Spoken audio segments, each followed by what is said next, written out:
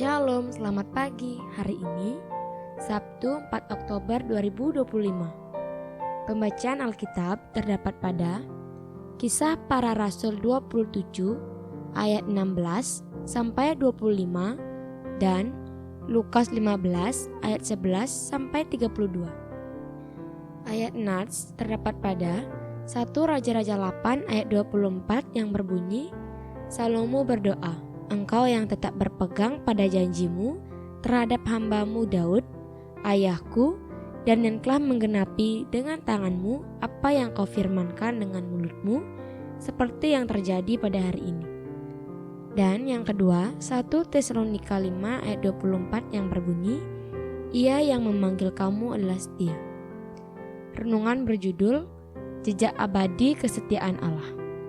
Jika manusia sering tidak setia, justru itulah kesempatan belajar bahwa hanya Allah yang benar-benar bisa diandalkan. Kalimat ini dicetuskan oleh Pendeta Eka Dharma Putra yang memperlihatkan betapa rapuhnya kesetiaan manusia yang seringkali pudar begitu saja, apalagi ketika berkaitan dengan janji. Akan tetapi, di balik kesetiaan janji manusia yang seringkali berubah dan mengecewakan, ada satu hal penting yang perlu diakui, yaitu kesetiaan sejati tidak berasal dari manusia, melainkan dari Allah. Ketika kesetiaan manusia goyah dan janjinya tidak dapat dipercaya, Allah hadir sebagai satu-satunya yang konsisten dan selalu setia akan janjinya. Kesetiaan Allah itu nyata di sepanjang sejarah kehidupan umatnya.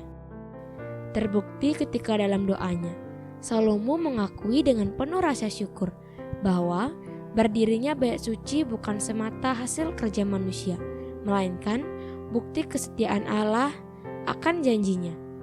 Apa yang difirmankan melalui perkataannya selalu digenapi dengan tangannya yang berkarya.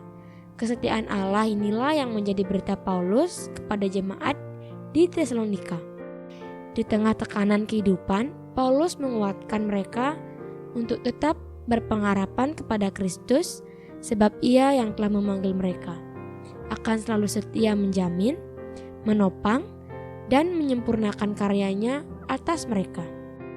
Demikianlah kita melihat bahwa kesetiaan bukanlah sekadar atribut Allah, melainkan hakikatnya yang paling fundamental. Allah tidak perlu belajar untuk setia atau memilih kapan Ia harus setia.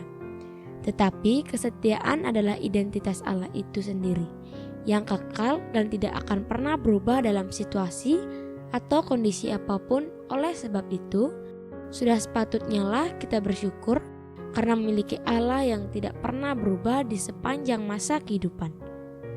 Rasa syukur inilah yang nantinya akan mendorong kita untuk hidup dengan kesetiaan yang sama untuk Allah. Bukan karena takut dihukum, melainkan karena kita menghormati Allah yang telah begitu setia kepada kita.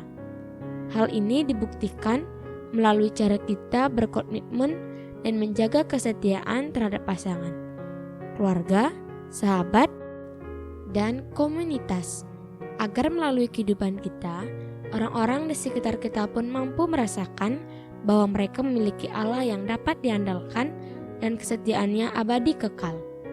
Oleh Pendeta Anggraini Eka Putri Trisna Bunga. Untuk doanya, terima kasih ya Allah sebab kesetiaan-Mu abadi dalam sepanjang kehidupan kami.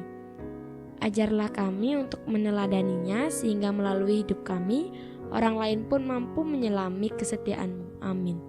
Saya Putri, Widya Asih Singaraja, salam bumi bersukacita dalam damai sejahtera. Terima kasih.